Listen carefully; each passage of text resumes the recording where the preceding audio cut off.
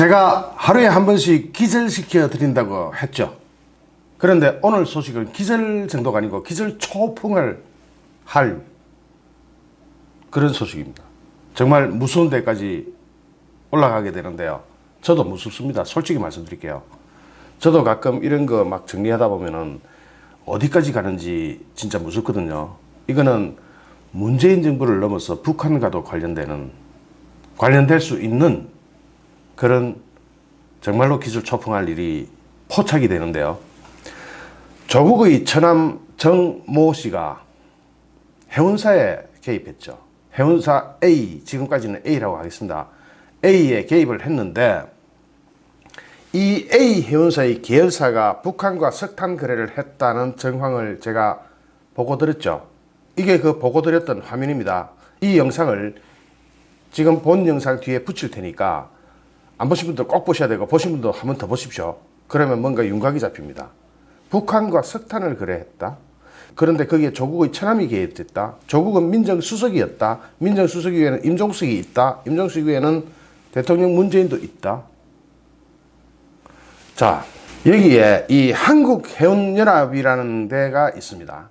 이거 설립이 됐습니다. 그런데 이것이 민간주도라고 했거든요. 민간인단체처럼 했습니다. 그런데 해양수산부가 여기에 돈을 400억 이상 지원한 정황이 드러나면서 이것이 커지고 있습니다. 한국해운연합이라는 데가 KSP라고 하는데 이거 지금부터 KSP라고 하겠습니다. 조국의 처남 정모 씨를 관계사 간부로 영입했던 A해운이 KSP에 가입한 경위에 대해서 해양수산부가 KSP는 선사들이 자발적으로 결성한 협의체라고 해명 자료를 냈거든요. 왜냐하면 이게 북한 석탄과 관련되고 별의별 이상한 일이 일어나니까 언론사들이 궁금하니까 여러 가지 기사를 써낼 거 아닙니까? 그러니까 해양수산부가 해명 자료를 냈어요. 이거는 민간인들이 자발적으로 설립한 해운사 단체다. 이렇게 해명 자료를 냈는데 이것이 사실과 다릅니다. 한국당 강석호 의원실이 입수한 해양수산부 공문에 따르면 해양수산부는 KSP 결성 2달 전인 2017년 6월 20일 정부 세종청사에서 해운연합 결성 전략 회의를 열었습니다. 누가? 해양수산부가. 민간인들이 설립한 단체라고 했더니 해양수산부가 이거 설립되기도 전에 정부종합청사에서 해운연합 결성 전략이라는 회의를 여는 겁니다. 이 회원에는 해양수산부 해운정책과 항만물류기획과 담당자들이 참석했고 선사 관계자들은 참석을 안 했습니다. 부르지도 않았습니다. 그렇다면 이건 정부주도죠. 이 정부주도가 누구다? 다시 설명드릴게요. 이 정부주도가 바로 조국의 처남이 개입되어 있고 조국의 처남 위에는 민정수석 조국이 있고 그 위에는 임종석이 있고 그 위에는 또 있고 해양수산부 해운정책과는 KSP 설립 한 달 뒤 그러니까 2017년 9월 한국해운연합 운영방안이라는 내부 문건을 만들어서 조직도도 만들고 세부 운영 방안도 만들고 향후 계획까지 다 만들어 버렸습니다. 이게 민간 주도입니까? 정부 주도지? 왜 문재인 정부가 이런 것을 주도했을까요? 지금 이런 걸 보면 민간 주도로 KSP가 설립됐다는 해양수산부의 말은 전부 다 뻥이요가 되죠. 그러면 왜 뻥이요를 했을까? 그 배경에는 뭐가 있을까? 궁금하시죠? 특히 해양수산부는 KSP 가입자들에게 모두 483억 원에 달하는 국고지원 방안, 즉 현찰을 내리쏠 방안까지 세우기도 했습니다. 당시 해운업계에서는 중국 선사들의 한국 대리점이나 하던 A해운이 뭐다? 중국 선사들이 한국 대리점이나 하던 A해운을 KSP 멤버로 받아들이는 것이 말이 되느냐? 이게 말이나 되느냐? 해운사라면 적어도 자기 배를 소유하고 있고 그 자기 배가 아무리 못해도 한 서너 척은 돼야 되는데 중국 해운사의 대리점 역할이나 하던 A 해운사를 여기 해운사로 받아들이는 게 말이 되느냐 말이나 되느냐 하고 말이 나왔습니다. 여기에 대해서 야당은 업계에서는 A사뿐만 아니라 KSP에 가입한 다른 선사들이 정권 실세 주변 인물들과 연결되어 있다는 이야기가 확 다 돌았다. 이미 그때 정권 실세 주변 인물들과 연결되어 있다는 것이 그때 이미 말이 다 돌았다. 해양수산부가 KSP 설립을 기획하고 주도했음에도 불구하고 이를 은폐하려는 것은 이런 점을 의식했기 때문이다. 조국 사태가 해운업계 전반으로 번질 수 있다는 관측도 제기됐다. 국적 컨테이너 선사들의 협력체 성격인 KSP에는 설립 당시 A해운을 포함한 14개 선사가 참여했다. 자, 14개 선사가 참여를 했는데 이게 국가주도고 거기에 A해운이 끼어들어갔고 A해운의 계열사는 북한과 석탄 거래를 했다. 여러분 뭔가 감이 잡히십니까? 한편 A해운의 부사장인 서모 씨는 지난해 4월 조국 펀드가 투자한 2차전지 개발업체 WFM 제가 너무 많이 설명드려가지고 이제 다 아시죠? WFM의 주식 3만 주를 1억 5천만 원에 장외에서 매입을 했습니다. 이때 WFM 주식을 띄우기 위해서 그 허접 쓰레기 같은 공장도 제대로 없고 사무실도 제대로 없는 IFM을 이용해서 주가를 막 띄우려고 작업을 할 때 아닙니까? 이때 A해운의 부사장 서모 씨도 이 주식을 매입했습니다. 즉 뭔가 한탄 크게 바라고 WFM에 뭔가 한탄 크게 터질 것 같으니까 그걸 바라고 주식을 장외로 매입하면서 이게 어떤 특혜죠. 북한과의 석탄 거래를 하는데 물꼬를 튼 거 아니냐는 의심이 듭니까? 안 듭니까? 검찰은 최근 서 씨를 소환했습니다. 소환해가 조사도 했습니다. 서 씨를 소환해서 KSP 가입을 도와준 대가로 해당 주식을 매입했느냐 하고 조사를 했단 말이죠. 조국 펀드 운용사인 코링크 프라이빗 에퀴티와 WFM 관계자들은 WFM 주가 조작 혐의도 받고 있죠. 이걸 대단히 튀기려고 기획을 했잖아요. 온갖 공시를 막 흘리면서. 강 의원은 조국 처남 관련 해운사가 가입한 해운연합 설립은 사실상 정부가 주도한 것이라면서 해수부가 해양수산부가 해운연합 설립이 민간주도형이라고 거짓말을 한 배경이 굉장히 궁금하다. 여기까지만 일단 이야기를 했습니다. 자, 궁금하죠? 뭡니까? 여기에 바로 북한과의 석탄 거래, 그리고 이것에는 미국의 세컨더리 보이콧도 따라올 수 있죠. 그런데 그런 거 다 놔둔다 칩시다. 정권 차원에서 뭔가 북한과 거래를 하고 김정은이 주머니에 돈 찔러 넣어주기 위해서 그 돼지한테 돈을 질러주기 위해서 뭔가 작업을 한 거 아니냐 하는 의혹이 냄새가 난다 이겁니다. 저 역시도 지금 현재로서는 강 의원보다 더 깊은 발언을 하기가 좀 무섭네요.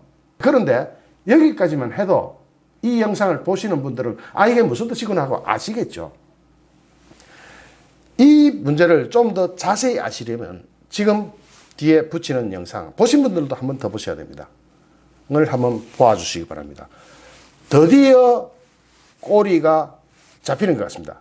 조국의 꼬리는 9개 내지는 99개인데 막 이렇게 막 현란하게 막 꼬리를 흔들고 다니는데 문 정권의 꼬리가 이게 서서히 깃털이 보이고 있습니다. 이 꼬리를 확 잡아다가 뽑아다가 조사를 해야 되는데 제가 지금 파고 있거든요. 파고 있으니까 조금만 기다려 주십시오. 제가 그동안도 많이 깠지만 분명히 문재인의 꼬리가 여기 섞여 있다. 조국이 흔들고 다니는 꼬리에는 문재인의 꼬리도 섞여 있고 임종석의 꼬리도 섞여 있을 것이다. 이렇게 말을 했잖아요. 있을 것이답니다. 아직까지는 그 꼬리들이 대한민국 전체를 무슨 마당에 빗자루 썰듯이 막 쓸고 다니는데 요거를 하나씩 탁 잡아가지고 하나씩 꼬리털을 분석해 봐야 됩니다. 지금 하고 있거든요. 지금 이 소식도 기절초풍할 소식이겠지만 최소한 하루에 한 건 이상으로 제가 여러분들을 기절시켜 드리겠다고 약속했잖아요. 그 약속을 충실하게 지키겠습니다. 참으로 희한한 일, 어떻게 보면 당연한 일, 이게 당연한 일이라고 하면 참 희한하겠죠. 그 자체가 희한하기도 하고 당연하기도 한 게 막 맞물려 돌아가는 이상한 일이 발생했습니다.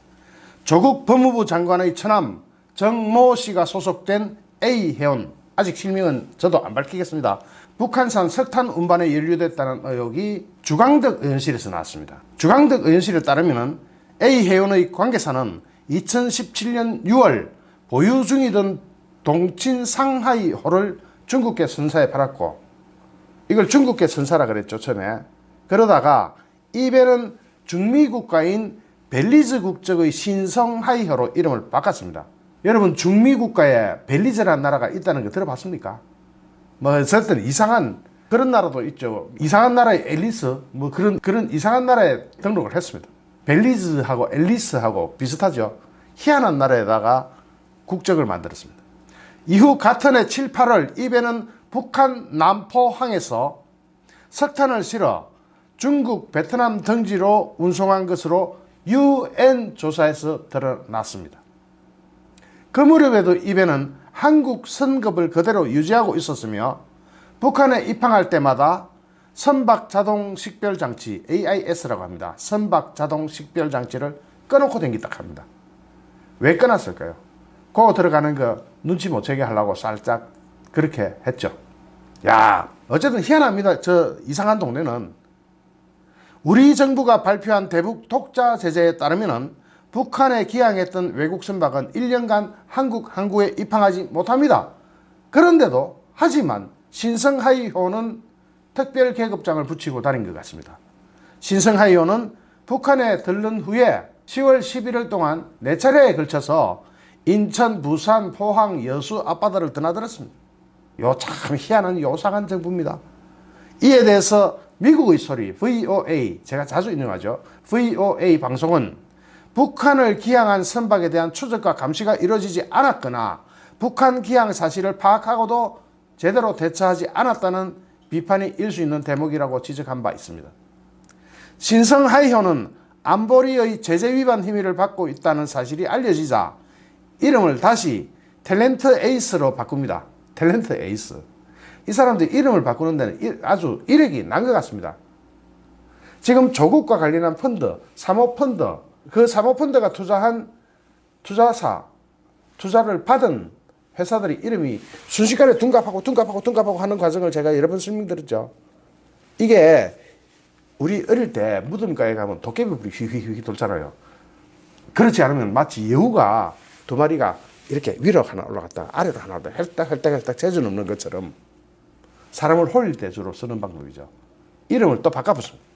신성하이호는 안보리의 제재 위반 혐의를 받고 있다는 사실이 알려지자 이름을 다시 탤런트 에이스호로 바꾸고 국제해사기구에 등록 번호까지 변경해서 신분 세탁까지 했습니다. 그러다가 지난 1월 군산항에서 억류가 됐는데 탤런트 에이스는 현재 고철 폐기 절차를 받고 있는데 A해운은 다른 해운사에 비해서 소규모였음에도 불구하고 2017년 8월 국적 컨테이너 선사들의 협력체인 한국해운 멤버로 참여해서 업계에서는 특혜 논란이 일어났습니다. 특혜가 일 수밖에 없는 집안이네요. 아주 조국의 처남입니다. 처남. 당시는 A해운 관계사가 중국 선사에 동친 상하이호를 판 시기와 거의 겹칩니다.